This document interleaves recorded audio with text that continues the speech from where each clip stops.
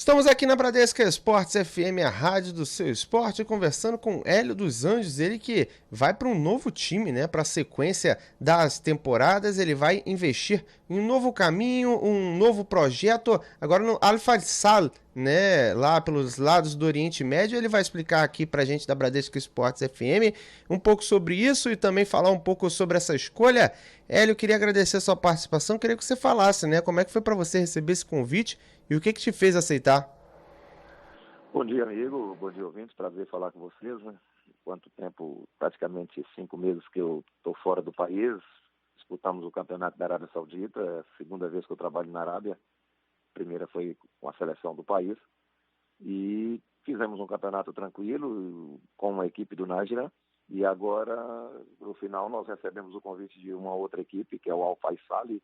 É uma equipe jovem, uma equipe que tem 8 anos só de primeira divisão, mas tem tido um progresso muito grande no aspecto de estrutura, de qualidade. Esse ano fez um campeonato chegando na 7ª colocação, de 14 equipes. E esse convite para a gente desenvolver esse trabalho lá me chamou a atenção bastante. E, naturalmente, a gente já vai iniciar no dia 25 de janeiro, no 25 de junho, uma nova temporada comandando essa equipe. Estamos aqui de férias no país, somente 20 e poucos dias, já que eu cheguei aqui ontem, e eu gostei, acho interessante, eu gosto de trabalhar na Arábia Saudita. Existe por parte do torcedor, por parte do público esportivo, um respeito muito grande pela gente, em função de tudo aquilo que nós conseguimos fazer na seleção em 2007 e 2008, né? E naturalmente vamos aproveitar isso, desenvolvendo mais um trabalho, mais uma temporada lá. Agora, Hélio, é interessante, né, que você vai para mais um trabalho lá e, assim como o Caio Júnior, que eu conversei há algum tempo, você se consolidou no mercado lá. Como é que é para você esse tipo de questão de estar consolidado no mercado de lá e isso, como é que você vê esse tipo de coisa, né? Você aqui no Brasil conseguiu bons trabalhos, mas teve que ir lá para fora para consolidar seu mercado. Mas isso faz parte, faz parte. O mais importante, e eu sempre falo, comento lá na Arábia Saudita, né? Foi até quando eu fui em 2007 para a seleção, que nós temos que enaltecer os desbravadores brasileiros que chegaram no futebol da Arábia Saudita, né? Então nós temos que lembrar do seu Rubens Minelli, nós temos que lembrar do Evaristo, temos que lembrar do Tele Santana. Para você ter uma ideia, o Al Ahly, que foi campeão esse ano, o último título dele foi há 34 anos atrás, e quem comandava o time era o Tele Santana. Então nós temos Caso Alberto Parreira, próprio, né, Joel Santana. Esses treinadores abriram um mercado muito bom para nós. O futebol da Arábia Saudita tem muito a ver com o futebol brasileiro e eu fico assim, sempre enaltecendo o trabalho desses profissionais, porque eu imagino a dificuldade que esses profissionais passaram. Hoje não. Hoje a Arábia Saudita é uma maravilha você trabalhar, é um país moderno, é um país que tem as suas leis muito, muito severas, mas é um país moderno. Eu estava morando agora em Jeddah, uma cidade maravilhosa, passei agora uns dias em Riad, em função do que o meu agente é de Riad, uma cidade sensacional. Então, o mais importante é que a gente tenha esse espaço pelos trabalhos feitos, né? Pelos companheiros que um dia foram primeiramente lá, não podemos deixar de lembrar nem do velho Didi, do grande Didi também, que foi um treinador lá no início de carreira, no início do futebol da Arábia Saudita. Então a gente fica muito feliz de ter possibilidade de trabalhar num país onde o respeito pelo profissional, você pode ter certeza que ele é muito maior do que aqui no Brasil. Em relação ao treinador, esse respeito é muito grande. Os questionamentos existem, a cobrança existe, mas, acima de tudo, existe um projeto. No meu caso, do Al-Faisal, essa temporada, fez esse projeto, nos convidou, fui lá, passei 3 dias no clube, resolvemos fazer o contrato e agora nós vamos fazer o trabalho. Eu fico, assim, tranquilo, porque a Arábia Saudita, o mundo árabe, abre, sim, espaço para os treinadores brasileiros. Infelizmente, temos alguns problemas, como é o caso da Arábia Saudita. Eu fui o único que disputei a última liga, está sujeito a ser o único para disputar a próxima liga, você está entendendo? Mas isso aí faz parte, daqui a pouco a gente vai desenvolver um trabalho e novos companheiros também irão para lá. Agora, como é que foi para você, né? Ser o único da liga e o porquê que você vê que aconteceu isso? Olha, é uma coisa minha chata, sabe? Essa questão. não é por falta de qualidade do profissional brasileiro, não. O futebol da Arábia Saudita, eles têm que repensar alguma coisa, né? E uma das coisas que repensa é o seguinte: você consegue a licença Pro na Europa, né? Agora, essa licença Pro na Europa, ela é conseguida por muita gente de muitos países que têm problemas seríssimos econômicos. E isso dificulta um pouco as negociações dos brasileiros, você entende? E de alguns europeus e de outros sul-americanos. Nós temos uma valorização boa lá do uruguaio, do argentino, do brasileiro, você entende? Mas a disputa do mercado em termos financeiros, ela é um pouco indigesta, você pode ter certeza. Ela é um pouco indigesta porque, por exemplo, o tunisiano, ele é colonizado pela França. O francês deles é super fluente, eles conseguem a licença Pro na Europa, né? Mas na hora de trabalhar no mercado, na hora de disputar o mercado com outros profissionais, os valores são baixíssimos. E aí vai para o romeno, vai para o iugoslavo, vai para o marroquino. Então a disputa com do brasileiro lá, ela é meio indigesta em termos de valores. Então isso também está trazendo algum transtorno. Só que, para mim, o futebol da Arábia também está trazendo algum outro transtorno em relação a esse tipo de trabalho que tem sendo feito, que é um certo estacionamento técnico. Eu trabalhei lá na seleção em 2007 e 2008, depois que nós passamos pela seleção, a seleção da Arábia Saudita não fez nenhuma campanha boa, você entende? Nenhuma. Esse ano a Arábia Saudita só conseguiu a vaga para a próxima fase da classificatória da Copa do Mundo na última rodada. Quando eu saí, com 3 rodadas de antecedência, nós já tínhamos conseguido essa mesma colocação. E hoje, o grande problema é que eles estão, na minha visão, precisando de mais trabalho, porque os países da Ásia Oriental, Japão, e vem Coreia, e vem agora a China também chegando, aí entrou o país da Oceania, como é o caso da Austrália, que estão atropelando. E aí está ficando difícil para a Arábia Saudita. É por isso mesmo que eu estou citando isso, porque o mercado para o treinador brasileiro, a questão não é técnica, não. A questão, para mim, é o envolvimento financeiro, que muitas vezes não compensa. Para mim, graças a Deus, tem compensado. Você entende? Eu acho que até em função de tudo aquilo que nós fizemos na Arábia Saudita, com a seleção da Arábia Saudita, para mim está sendo tranquilo. Mas a gente quer mais companheiros trabalhando lá. Agora, é interessante esse tipo de questão, né? Acaba atrapalhando, de certa forma, a evolução do futebol local. Agora, como é que você vê essa evolução mesmo? Há hoje uma evolução ou realmente não há nenhuma evolução? Como é que você vê isso, né? Desde a primeira passagem que você teve até agora? Eles falam lá para mim que a grande seleção, a grande seleção dos últimos 20 anos da Arábia Saudita foi a seleção que nós formamos. Essa realmente foi uma seleção que se chama seleção dos sonhos, né? Alguns jogadores, tem 4 jogadores, 5 jogadores que ainda estão na seleção ainda, até hoje. Então foi um grupo que eu renovei, remodelei tudo com apoio naturalmente da federação e surtiu um efeito muito, muito grande. Eu tenho a seguinte forma: o saudita, né, que é o nascido na Arábia, tecnicamente ele é excelente. Tecnicamente ele é excelente. A diferença dele para os outros países do Golfo é impressionante. Do jogador do Catar, do Oman, de Emirados Árabes, e aí vai por diante de Bahrein, e aí você entra um pouco Iraque. Então você tem um desenvolvimento muito grande, uma qualidade muito grande tecnicamente. Eu acho que o maior problema deles hoje é a parte competitiva. A parte competitiva. E um trabalho e a parte competitiva, você não vai fazer. Quem vai fazer não vai ser o técnico da seleção, não vai ser os técnicos que vão dirigir as equipes profissionais. É na base. Eu acho a competitividade deles um pouco baixa. Você entende? Eles têm alguns problemas de natureza deles, que é com pouca força. O jogador deles não tem tanta força. Você entende? E hoje se sabe, altamente competitivo, é uma vitalidade muito grande, uma intensidade de jogo muito grande. Agora, tecnicamente, eles têm jogadores sensacionais. Continuam tendo jogadores sensacionais, jogadores que jogariam aqui em grandes equipes do futebol brasileiro. Só que não vem, não sai. O intercâmbio deles é problemático, porque a cultura deles é complicada deles viverem em outros países, né? É um pouco radical, você entende? As questões religiosas. Então, tudo isso traz um transtorno para eles não evoluir mais. Mas agora, tecnicamente, é muito bom. A liga deles é muito boa, é muito forte internamente.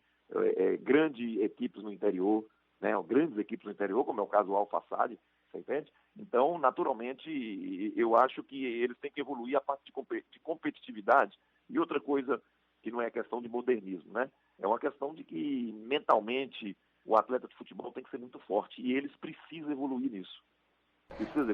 A parte mental deles é um pouco ainda fragilizada. Principalmente você observa muito nos clubes. Na seleção eu não observei muito isso. Porque você está levando os melhores, você está trabalhando em função com a qualidade máxima. Mas nas equipes normais, no campeonato da Liga, você percebe muito essa questão da mentalização de jogo deles é um pouco frágil. Agora, Hélio, isso que eu ia fazer uma pergunta com relação a isso, né? Porque eu tive aqui durante um dos programas que eu apresentei, o Marcos Paquetá que trabalhou muito por esse lado. E ele me falou em off sobre que a questão de dominar o vestiário lá é muito importante, né? E difícil também, porque principalmente cada um, né, vem de tribos, vem de lugares diferentes e trazem suas convicções consigo, né? E acaba, de certa forma, atrapalhando. Eu queria saber como você vê esse tipo de coisa e como é que é a relação com os dirigentes, né? Que eu vou citá-lo novamente, ele falou o seguinte, que lá o cara, quando cisma, ele vai e faz, mas às vezes é difícil convencê-lo também. Certo. Olha, o Paquetá é um expert em relação ao futebol do mundo árabe, né? Tem um espaço muito grande, trabalhou em vários países, é um vencedor lá, é um vencedor mesmo, tem títulos importantes dentro do futebol da Arábia Saudita, dentro do futebol do Catar, dentro do futebol dos Emirados Árabes, né? Então, ele tem realmente essa experiência. Realmente é um pouco complicado. A parte religiosa e a parte dessas questões tribais, né? Que cada um vem de uma tribo na maneira de dizer, e isso envolve a religiosidade deles. Daqui a pouco você tem 3 jogadores que eles fazem as 5 orações por dia.